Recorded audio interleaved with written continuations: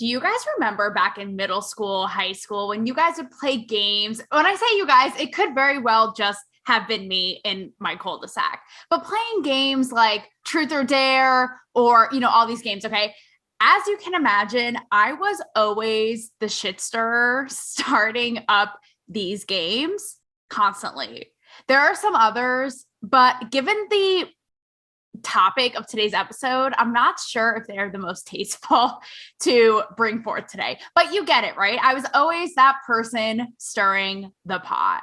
12, thriving, and, trying to get you to reveal your deepest, darkest secrets. Well, we're going to start off today with a little game like that because, we got to switch things up here on Cancel Me Baby. So let's play a little round of truth or dare. And here's the truth or dare for you today. And I expect responses, however you may feel. I don't care if it's a message in a bottle. I don't care if it's a carrier pigeon. So here's the truth, okay? Let's start with the dare, actually.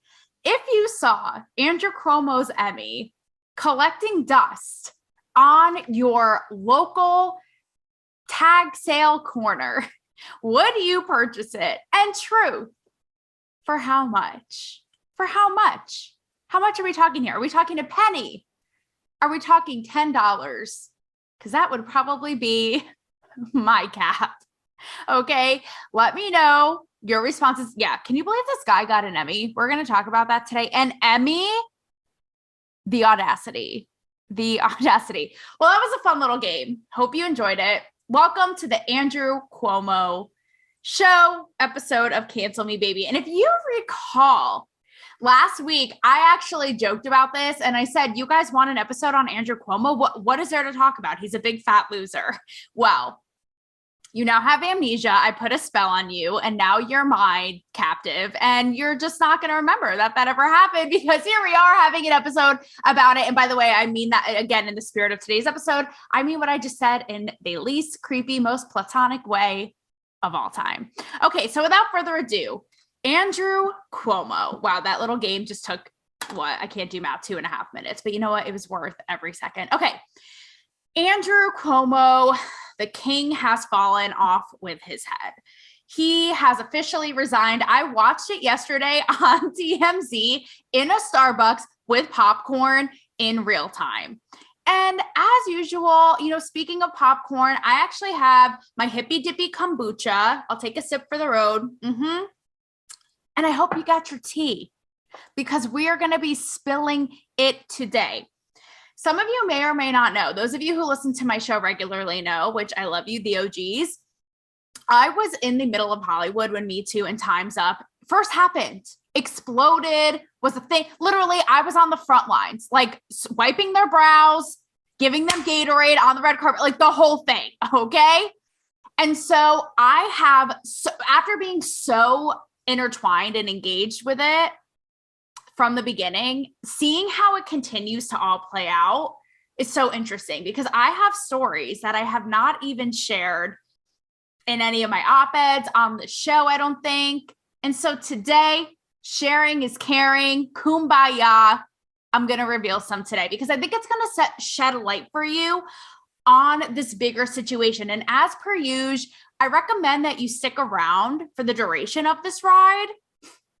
Because I don't know why I'm a mime. Nothing new. Because at the end, I'm going to really bring to the table the big questions I have about this big picture.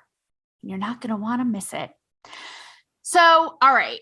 Here are the two things. I'm going to tell you a little bit of backstory, but here are the two buckets of information I want to get into today. One is the two P's, okay?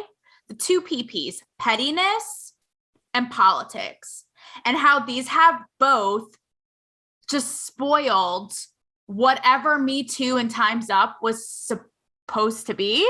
I don't even know if they know. Okay. All right. So Andrew Cuomo finally resigns as the governor of New York, in case you're living on SpaceX. And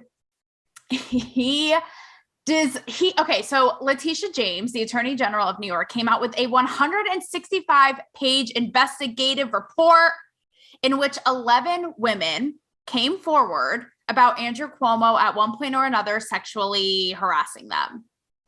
And even when the report first came out, he was like, no, I got to run this ship and keep writing books, which, like him and Fauci, I've said it before. Why are you writing books? Have you not met Delta? She's not my friend.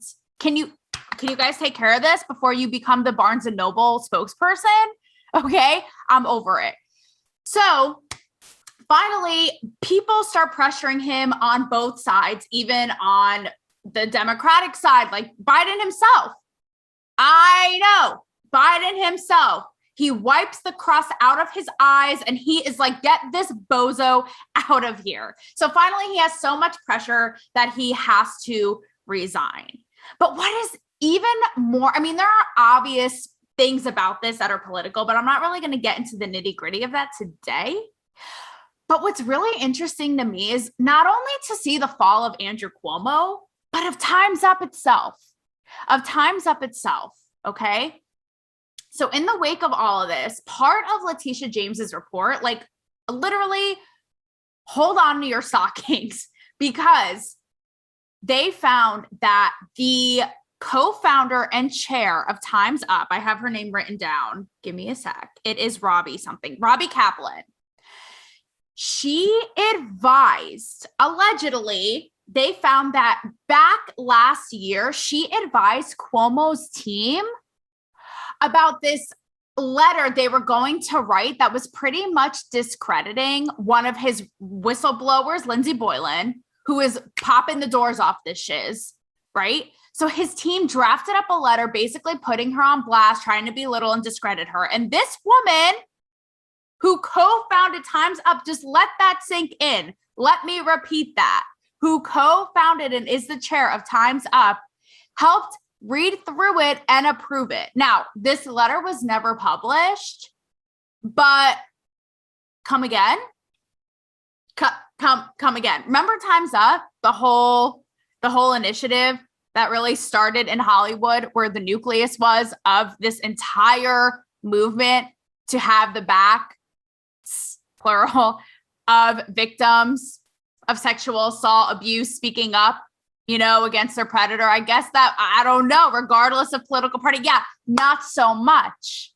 Can you imagine? So this lady ends up resigning. Time's Up, or stepping down from Time's Up, okay, even though she denies it too. Time's Up puts up this entire letter that basically says, we need to reevaluate. It's like, I have it written down here as well. Oh, we hold ourselves accountable. The events of last week have made it clear our process needs to be evaluated. We do not ask for a pass. We ask for perspective. And it makes you wonder, okay, what, like, none of you people knew? And has this been about politics all along? So are you only going to have the backs of certain women stepping forward and other ones can just eat shit? It's embarrassing. It's straight up embarrassing. Okay. So it makes you wonder, what the hell was the point of this whole thing to begin with? Where did their allegiance even lie? Okay. And there's a part of this that is just straight up petty, despite the fact that this whole initiative is supposed to be by women for women. I mean, you literally can't make up the irony. You can't make it up. Do you guys remember when Time's Up first happened? They were all in black, all of these women. It was like Natalie Portman, Reese Witherspoon, Kerry Washington, America Ferrera. I could go on and on. Emma Stone, Emma Watson, Ava Longoria. Okay, such a joke. So, as usual, I'm going to let you in on a little insider stuff to show you why I always had where is my detective certification? Certificate? Where is it? Where? The School of Inspector Gadget, okay, has arrived. Because I always thought this was fishy, and I'm going to tell you why. So people who have been at the forefront of this are Rose McGowan, as you know, who is an actress in Hollywood. She was in Scream. She was on Charmed. And Alyssa Milano, who was her Charmed co-star. Now, these two women have been, God, it's so unfortunate. But Alyssa Milano is one of the first, they're both faces of this, but for different reasons, okay? Rose McGowan was one of the first women who called out, who really revealed what happened to her with Harvey Weinstein. Alyssa Milano, on the other hand, was one of the first high-profile women who made the hashtag #MeToo go viral and trend. But the problem is they don't like each other in real life. And that, you know, on the show, I don't care about the gossip. Like, I don't give it the time of day. I have better things to do, like drink my booch and make fun of Andrew Cuomo and throw his Emmy somewhere deep into the Pacific. Don't care. I don't know what qualms they have with each other. Probably something that went down on the set. I don't know. But it's really unfortunate to me that, I'll just say this, Rose McGowan, it seems to be the only woman besides Tarana Burke who founded Me Too before all these celebs, who is actually about it. Yet she is completely mocked and shit on and ostracized. And I know this from firsthand experience. Okay. So Rose, listen, she marches to the beat of her own drummer. You guys know this. Like, she is out guns blazing. She is so anti-establishment. She's not this side. She's not that side. She's just like, F all y'all. You guys are brainwashing with propaganda, this, that. And oh, and by the way, with Me Too, you were never about the thing you were supposed to be about, and you're corrupt. So when this report first came out about Andrew Cuomo, right? She, in Rose style, which I love. Like, you have to love it because she is so committed and fearless. She's shacking up now. She straight up moved to Mexico. She's like, deuces, can't be bothered with you all.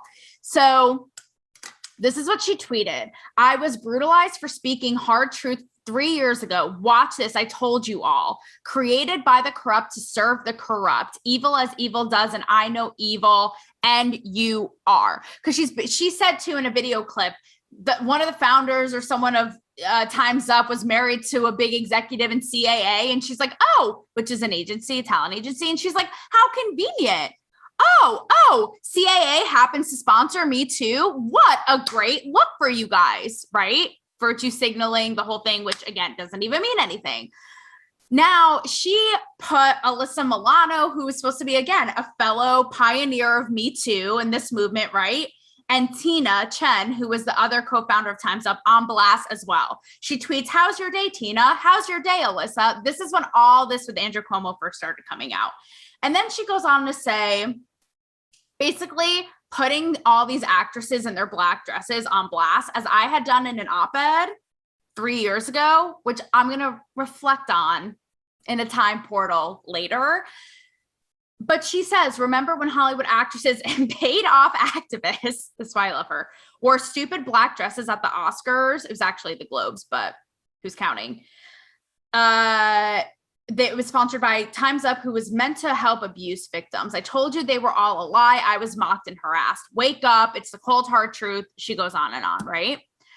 Now, I'll tell you this. It's true. And I have multiple stories. She has been. And again, let this sink in. This is the one person who was actually about it, and Hollywood ostracizes and belittles her. So one time I was interviewing, and the only reason I'm not giving more details is because they told me this off the record. Journalism 101, kids. And we had a really great interview about Me Too. Now, this is somebody who was also a big vehicle in Me Too, but in a way that I will say actually really meant something significant. She had been a whistleblower of sorts, and she put the woman she was helping at the forefront. Instead of just preaching from her Twitter, she actually did the work and helped give face and recognition to the woman she was helping out. If you go in the depths of the internet, you will be able to find this interview. So we have this whole great interview about it. And she says, she even calls out fellow Hollywood people. She says, they need to get off of their soapbox, actually put forward the women who don't normally have this kind of platform, right? Who need the help, who have something to say, etc. So we finished the interview. We're sitting on a couch. I'm basically braiding her hair. intended. And we're sitting side by side, by the way, on this couch, like the Golden Girls. And I stop the recorder and I say to her, I couldn't agree more. I actually just penned an entire op-ed in the Huffington Post about this, how it's also performative, etc. So they say to me, you know, I absolutely agree with you. And there's some pettiness that's going on behind the scenes, and it's really not okay. And I think that I had brought up Rose McGowan and how I really applauded her for stepping forward and being so fearless, right? And actually walking the walk and trying to make change happen here. And they agreed. And they said to me, if you want, we could do another interview, me and you, and I will tell you everything I know off the record. You can use it, just don't use me as a name, because I know firsthand that time's up in all of these meetings with these people and these celebs purposefully exclude Rose McGowan and leave her out of these meetings. And it's not right. And unfortunately, I had pestered this person's publicist for months and it never happened. Maybe it still will. Who knows? Santa, can you hear me? How cool would that be? Isn't that sad? Why is this a popularity? I'm sorry, is this the vote for homecoming queen? Or is this an initiative backed by major players in Hollywood to help everyday women who don't have a voice? I'm just wondering. Ever since then, and you know what the sad part is? I wasn't even surprised. I was not even surprised. How petty. And girls, if you're listening to this, the sad part is you're probably like, I'm not even surprised. But it's pretty shocking and unfortunate that something like that would, like, the pettiness would seep into an initiative like this, when again, it's supposed to be about everything but that, right? Having women's back. And remember the whole black dress and solidarity, but we're going to pick and choose like who we let into the school club. Again, when this is the person who was most about it. So cut to 2020. The year of our dreams. And I've told the story before on the show, again, if you listen, Sean Penn's CORE event. CORE is his, I think it's like a nonprofit or a charity. And this was the event, you guys, where I had the ball sack to scoot out early and ran into Sean and his fellow famous guests like Patricia Arquette in the lobby. And I was the only dick leaving on the way out. And he caught me red-handed. It happened. But before that incident, that perfect timing and aligning of the stars, who did I interview on that red carpet but Alyssa Milano?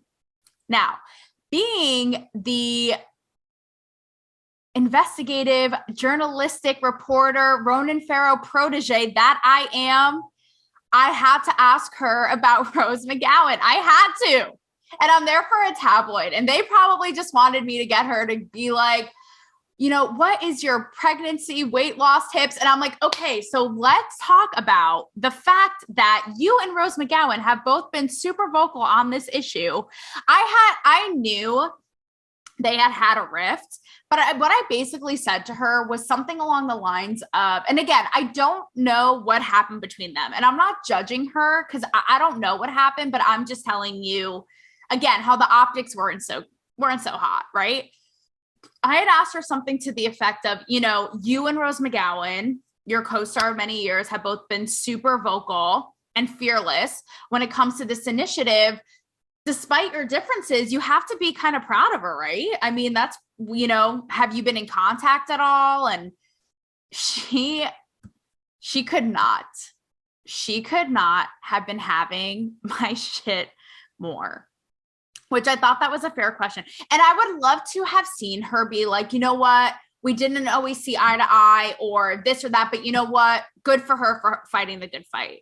But instead, she kind of just flips me off with her eyes. And she just says, I have not, and walks away basically from me. And then proceeded to do a hex and create the most elaborate voodoo doll of me that you've ever laid eyes on. But see, that's what I mean again. And and I'm not here to police like, oh, she should have said this or she should have done this. But it would have been nice, like I said, to have a little camaraderie there, right? And on the whole, I will say, from being on the inside of Hollywood and seeing how Rose has always been so vocal, this is not meant to be a Rose McGowan fan club episode. I'm getting into other things. The t-shirts are being made. The t-shirts are being made tonight. This deserves some boot, but talk about LA, right? So on theme. It's actually clear mind flavor because before I talk more about Andrew Cuomo, I need to get real zen in this bitch. What I was saying was, I get the sense, and I still all the time, I talk to different, people behind the scenes in the business. And I will say they do make a mockery of Rose McGowan. They're like, oh, she's unhinged. Wink, wink. For those of you who follow the loyal fans, you know what's up. But in a bad way. They're like, she's unhinged. She's crazy. Don't believe her. Like, this is how they talk about her. I'm talking about fellow reporters, like people behind the scenes. And that's what I mean. It's like, she's right. They have made a mockery of her.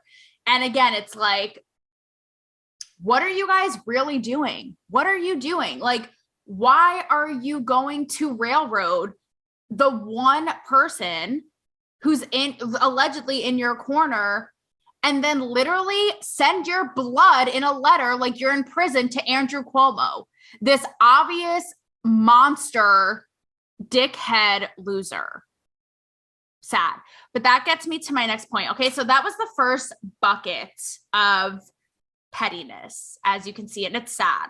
Okay, so the next, while I get into this, speaking of the prison love letters, is these allegiances of these celebrities and the politics. My other P of today, kids, it's the alphabet session. The other P, the politics of this, right? And this part is like, it's almost so obvious that it's silly to even get into.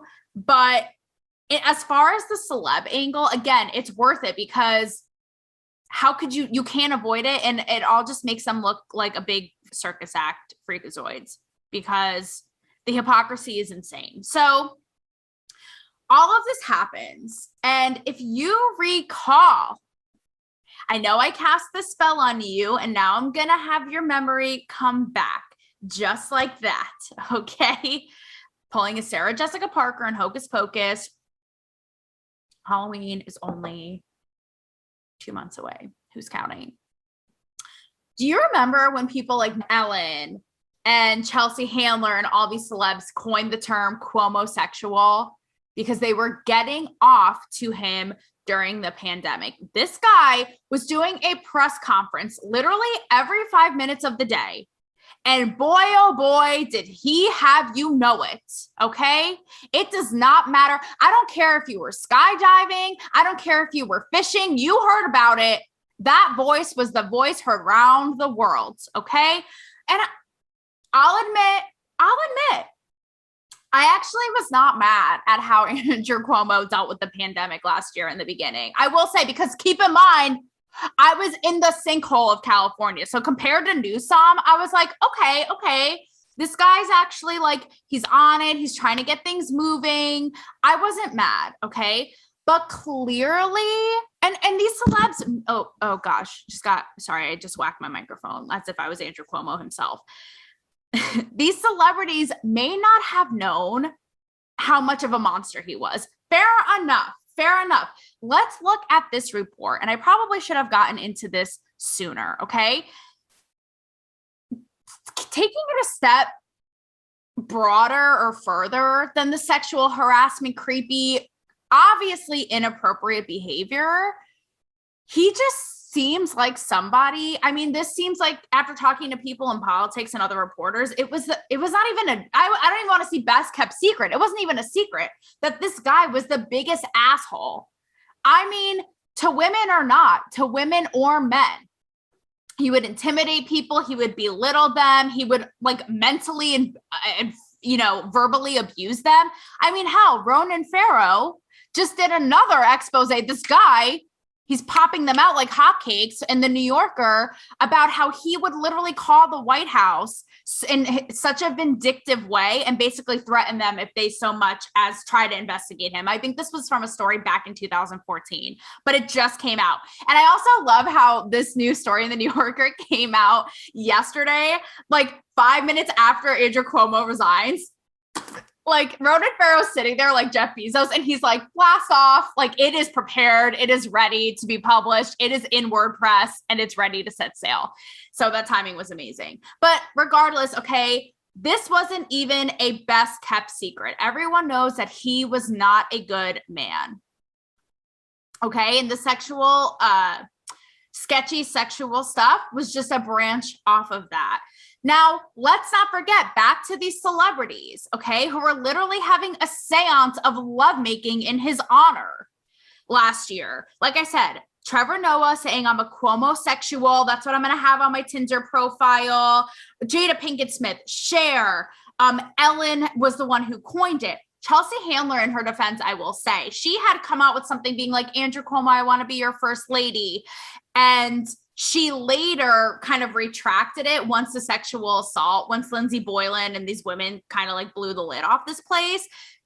Chelsea Handler was like, yeah, I take that back. Never mind, you know, but the rest of these celebrities, like I'm looking and I'm in the Wild West and I'm seeing tumbleweed, like nothing.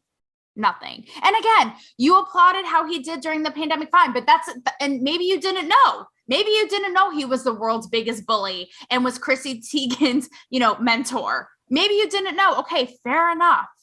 Maybe I found a hard time believing they didn't, but maybe, okay? Let's just take a moment here to think about how the Academy of arts and science, I get them all confused, even despite the fact that I've been to all of their award shows, okay? The people who do the Emmys, the something of arts and sciences, they gave this man an Emmy. They gave him an Emmy.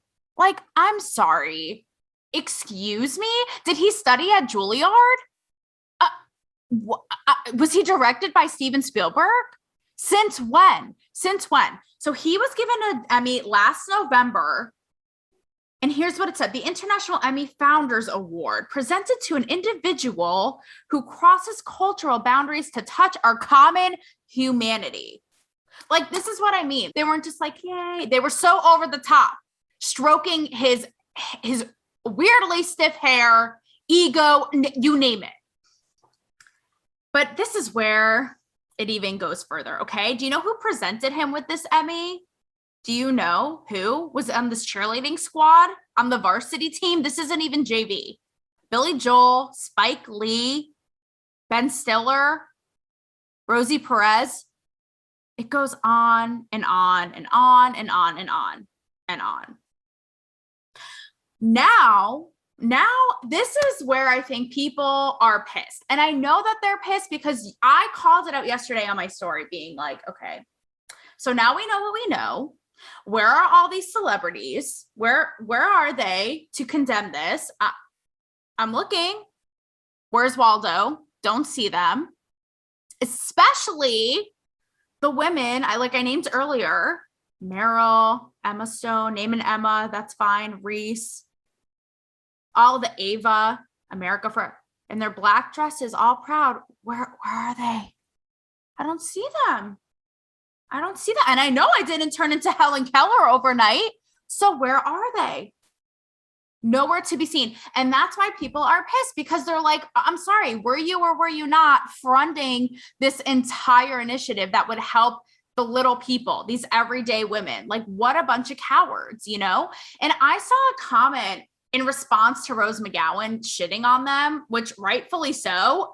Aggressive, maybe, I don't know, it's up to interpretation. And I saw someone be like, Rose, why you gotta hate on them? Like, it was just a nice, it was a nice gesture that they did, and why isn't it enough, and da-da-da. And that's where it's like a nice no, I'm sorry, walk the walk. Wearing a black Versace dress isn't gonna cut it. It's just not gonna cut it. And so now these celebrities are either silent, right? Which no one will acknowledge except for like Fox News, but whatever, they're on their whole own thing. And if they are, they're acting like so shocked and appalled. They're like, oh, we like Alec Baldwin. He's like, today was a tragic day. And again, it's like, how? Cynthia Nixon, who was in Sex and the City, who ran for New York governor, she wrote this. We knew this about Cuomo years ago. It should have never required 11, okay. It should have never required 11 different women to come forward to finally acknowledge how fundamentally unfit he is for the highest office in New York State. Oh, and let's bring it back to Trevor Noah. Let's bring it back to this guy. So he did speak out about the Cuomo sexuality, and he made a joke of it going, New York has successfully flattened the perv. That's the thing. It's like at the end of the day, it's so sad. And it's the same thing as this Time's Up lady who completely blew it and blew their cover. If this is really what they're about, they are more aligned and committed to their politics than to, wait for it, 2 words, helping women. And that's why people are pissed. And that's why people are looking at Hollywood to stand up, because you guys are the ones who started it. Don't start what you can't finish. This is basic kindergarten rules. And you know what's sad is Tarana Burke, the OG, leave it to her to be the only high profile person actually being honest because she cares. Okay. Look what she tweeted. And I was like, oh my, when I saw this, I'm like, blessed be the fruit. She says, this is gross, but not surprising. So many women in power are expected to be allies for other women automatically and are far from it. Louder, Tarana. She says many are party first at all costs on both sides. Yep. Of the aisle, and less powerful women pay the price. And then she hashtags Dems before dames. What a boss, right? Leave it to her to speak the truth. And you know what is really sad too? A lot of the times when I would interview actresses about Me Too, they would kind of shy away from it because like cowards. And despite the fact that they pretended to be all yay, rah, rah, and they would always point to Tarana. They'd be like, that'd be a question for Tarana. You know, Tarana's really the one, you know, the pioneer, the one blazing the trail. And so you would think they would follow suit if that were really the case, right? And somewhat, I don't know, echo or reflect this sentiment. But yet again, folks, what I tell you, tumbleweed. So as this is all going on, I actually reflected on my op-ed. It was called Time's Up for E. I wrote it in 2018. And I basically said, look, I've been on the forefront of all of this. I've seen it all unfold, but we got to step up and do more than wear these black dresses, because clearly that's not going to solve anything, right? What is that actually really doing? It's surface level virtue signaling. And these celebrities, when they're on the red carpet, shouldn't be business as usual. For example, call out E, who had an allegation, an investigation against Ryan Seacrest at the time, and he was their front man. Like, again, the optics. It's not that hard, people. Common sense. He was the front man interviewing celebrities in the middle of Time's Up as there was an investigation against him, like doing cartwheels. Okay, number one. Number two, Kat Sadler had just quit because of the pay gap between her and Jason Kennedy. And they basically had the same amount of responsibility and had been there at the same amount of time. And barely any celebrities were like, so should we take a minute to like talk about what's going on with you guys? No, that's what I mean. Their alliance, they're more concerned with promoting their dress or their outfit than actually getting to the reason why they're wearing that dress and posing in that dress, right? And so I read the op-ed again, and I was just so sad. I'm like, you know what? Nothing has changed. It's been 3 years. Nothing has changed. In fact, it's almost gotten worse. Where are all these people? They're tumbleweed, they're quiet, they're stardust, they're in the abyss. So that leaves me with 2 questions here, you guys. 2 questions. Number one is Time's Up ever really going to be about the thing that it was meant to be? Right? Or are they always going to let the politics or the pettiness or the cool kids club get in the way? And number 2, the bigger picture, Time's Up is a micro example of leadership, but look at the Andrew Cuomo thing, right? Are these leaders ever really going to be for us? I mean, I know that there are some, but think about it. And are we going to start holding them to that standard and accountable for that? Whether it be victims in Time's Up or us and our official elected leaders, like we're looking to them to guide and lead us. So my question is, when the hell and if is that ever actually going to happen? And oh my God, right on cue.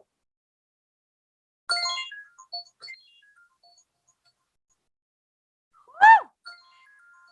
That is my timer. Yes. You guys know I always go over my timer. Today is a great day. So with that, guys, leave reviews. I hope they're unhinged. I hope they're awesome. Leave some reviews. And I also revamped my merch store today. It's poppin', it's flossy, like your lip gloss. And so let's get it going, get some merch, and I'll see you guys next time. Mwah.